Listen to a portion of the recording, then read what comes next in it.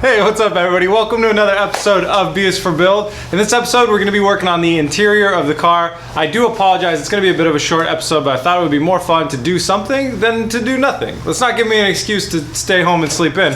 So I'm going to go ahead and uncover the car first, clean up the shop, get all its boxes, and tear down our paint booth. And then we're going to start working on the interior of the car. Stay tuned.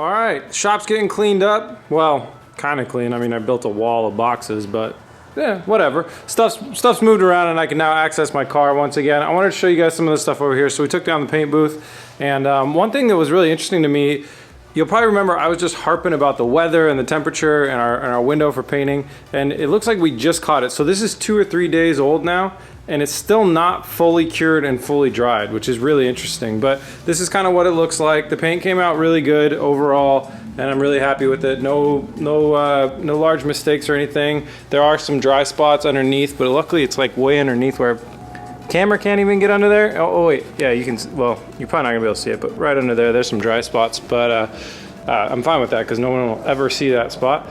So yeah, the black that we painted in the last episode came out really great. I did hit it with the hose there, and that needs to be sanded out. But like I said, the clear coat is still a little bit uncured, so that's really interesting. So I got the heat lamp on that, and I'll keep that going there. Sketchy moving the windshield around. Luckily I didn't break it. So here we are with the car. It is quite dirty, quite filthy. So we obviously need to clean it. I need to do a lot of stuff. I'm gonna go ahead and remove this airbag area, figure this situation out. In the long run, what I want to do is I want to build something here. So what happens is if you got to buy a new airbag, you have to buy a new dash. So what I'm going to do, well, I'm not 100% sure if you have to buy a new dash or you can just buy that new airbag. In a lot of cars, you have to buy a whole new dash. Either way, what I want to do until I do get the new airbags is kind of build something that goes here that has some display, and I want to hook up some Android car ECU management stuff. So I kind of have a screen that can monitor the car stats and health and different things like that.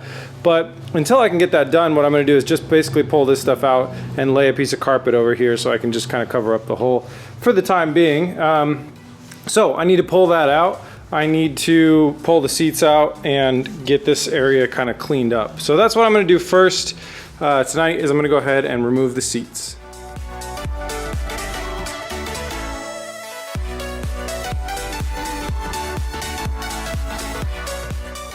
All right, seats are out. Unfortunately, it's the next day, so didn't get a whole lot of progress. I mean, I built a pretty awesome wall. Hashtag Trump 2016, just kidding. I can't say just kidding fast enough. Seats are out, we need to clean them up, and I would like to throw in the interior padding on this thing pretty quick. I have so much fun stuff going on in the background that is going to be fun stuff for B is for Build. There's so much amazing progress going on. I'm so excited. Hopefully I'll be sharing that with you all very soon. But I wanted to really quickly maybe just stretch this episode out a little bit longer and show you guys something really cool. I met with some of the guys from the very first software company that I ever worked at when I did not know how to do anything. They were cool enough to hire me. I was a youngster. I was like 22, I don't know. Anyways, we got together and we have this prototype of an app, and I've been wanting to build an app that car guys would love for a long time. And we have this prototype for an app, so I want to show you guys it really quickly and see what you think about it. So here's what it is. You turn the app on, pointing your camera at the car, and then you walk around it and you create a 360-degree image of the car. Let me show you. And what you get in the end is something that looks like this. Sorry, that's a little fast. It's a pretty cool way to show people all the way around a car. I figure if you just did some mods to your car, you just cleaned your car, or you just wanted to take a full all the way around. And remember, this is inside the shop. I don't have a lot of room. Or if you were at car shows, I feel like if you were at a car show and you wanted to go around a car, you could make some really cool things. So you could take that then and you can play it back as video. You could save it as video, you could save it as a GIF, or you could play it back through the app or send it to other people. Woo! Woo! So that's something that's a little prototype that we just cooked up. If you guys think that's cool and you would maybe pay 99 cents for it in the App Store, let me know. Let me know what you guys think. If you all are on Android and you just don't have the capabilities, then maybe just let me know that too down in the comments. And if you like it and you think it'd be cool and you want it and you have a good idea for a name of a thing that could spin around a car and take pictures and stuff like that, let me know what you guys would call it. And maybe, just maybe we'll make the app and we'll call it that. It's almost all the way made anyway, so let me know. All right, cool. So moving on from that, I am going to try and get the carpets into the car tonight. So first thing I gotta do is vacuum out some of the gunk that's in there and get that cleaned up.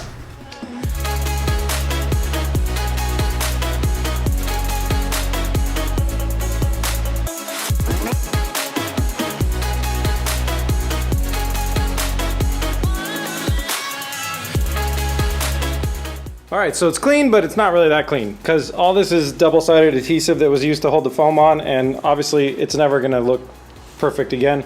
This all gets covered up by carpet anyways. I'm not gonna spend 12 hours cleaning this stuff down with paint thinner to get down to raw aluminum. It just doesn't matter. One thing I am gonna do though is on the key important parts, like right here and right here, I believe, where the foam really needs to make sure it stays up. I'm gonna go ahead and clean this surface down as much as I can. I'm gonna scrape this stuff off with this, and then I'll go after it with some, probably like something like paint thinner or something. It takes off sticky material really well.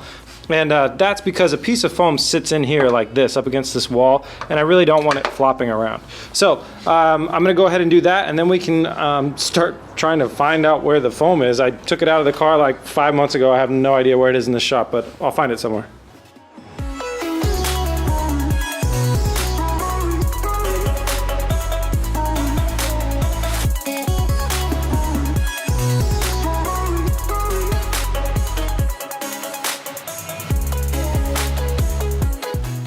All right, car's all cleaned up. Surfaces are ready to have foam applied, foam application. Now, here's the thing. I found all my foam. It's a little bit dirty. There's some polishing of a turd to be done. And I'm a little bit bummed because the thought I had originally was I was gonna trace these out on this stuff and cut it out of the freshness, but these are all different thicknesses. This is a certain thickness. These are much thicker, and these are actually thin and taper down at the edge there to match up with this curve right here.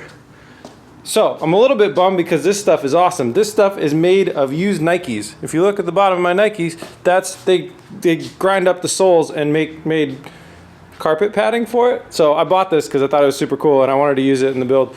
But it's all the same thickness, so it really for sure won't work. So what we're gonna be doing is this stuff is real dirty. You can tell because it matches the ground. So we're gonna go ahead and clean all this stuff up and then come up with a strategy for adhering it to the bottom and the back of the car.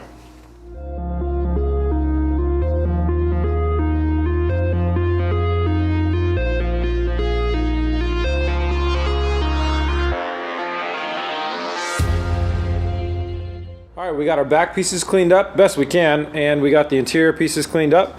And so what I'm gonna go ahead and do is come into the back here, and so you can see that there are two pieces back there. One big piece that we just cleaned up on the ground, and then a piece right there. And I'm gonna use this Elmer's spray adhesive. This stuff is really good for spraying onto these types of things where it's like kind of rough surface or whatever, foamy surface, to get a good stick. It works on fabrics and stuff like that. So I'm gonna go ahead and use this spray adhesive and attach all of that back padding.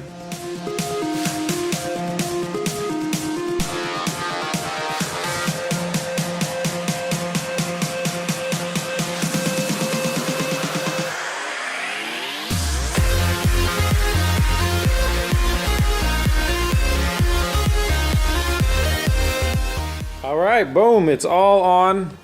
Great angle I got there.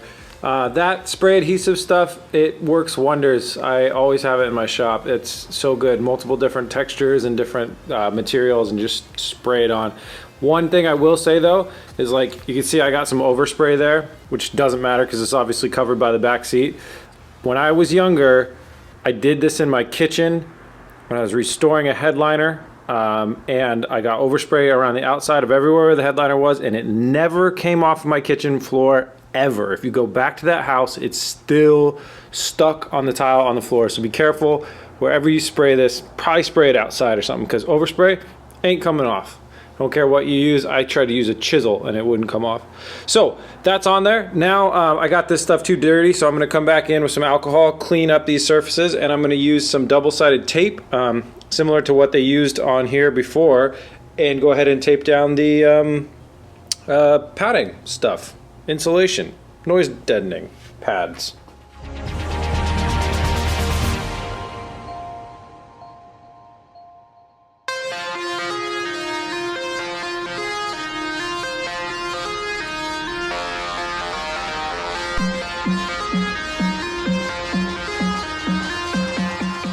All right, so all the padding is in here, fitting just great, and overall pretty cool. It's in. I wanted to point out the type of double-sided tape I'm using is the Harbor Freight Tools double-sided mounting tape. It's just a real generic stuff. I love pointing out when I find something that's like the cheapest and the best, and I have used many different brands of double-sided tape. I found that that one works the best for me. It's what's holding on the part of what's holding on the window louvers for the Plan B.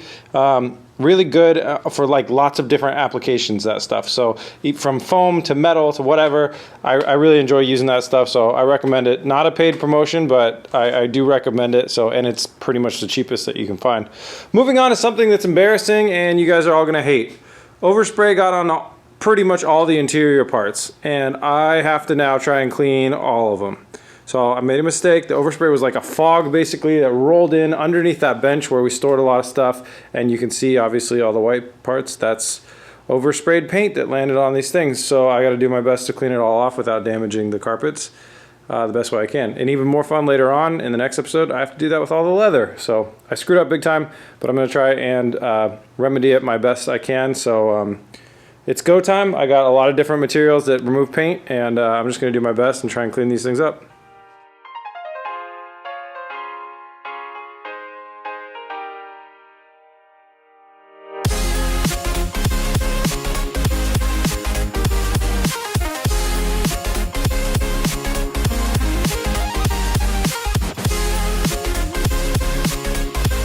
I think that paint thinner has killed plenty enough brain cells for the night, so let's go ahead and throw all this stuff into the car. It all cleaned up nicely. One luck side or good side is that the leather actually cleaned up really well, and I used this leather reconditioner after I cleaned it up. So the leather, that's good for things to come, because I do have some serious leather pieces that have serious overspray on them. So it's good to see that it cleaned up actually easier than the fabric. But I think now, after looking at everything, I know where everything goes, so let's just throw it in the car.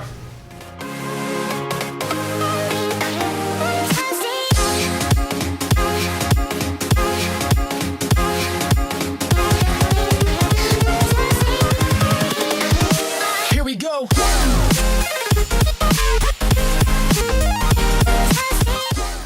We got some fresh new carpets. It's pretty cool to see these, because the last time I saw them they were like toxic and I couldn't even breathe around them, and to see it all back in the car, it's really like those Evora floor mats are really making me kind of realize that this is gonna happen. Obviously lots of cleaning still needs to happen, but and we did kind of end up with a little bit of a more gray area around there, and especially on the driver's side, but luckily the seat will cover all that up, so I don't really have to worry about it. But man, it's looking good. It all came together, and it's all stuck in there, and yeah, I found a spot for all the pieces. There was no extra pieces. I love how simplistic this car is engineered and built.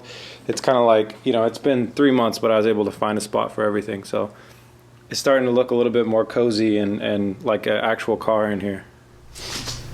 Alright guys, it's basically midnight, so I do have to call it a day and head home. I'm sorry I did not get as much done in this episode as I wanted to, but we got a lot of good stuff done, and we got it done well, so I'm very happy with it. I think that this shows a lot of progress. I mean, the car doesn't look like a science project anymore. Now that it has carpet, it looks a lot more like a car. And I think we're going to see a lot more good progress with everything, because we have almost every single, I'm waiting on one small shipment of parts from Lotus. Other than that, we have every single part that we need to do final assembly on this car. And that's all we're going to be doing. We're going to be doing assembly. My goal is this weekend to do an actual shakedown drive on this car. So it's all hands on deck this weekend. It's going to be a fun time. Thank you guys so much for watching, so much for tuning in.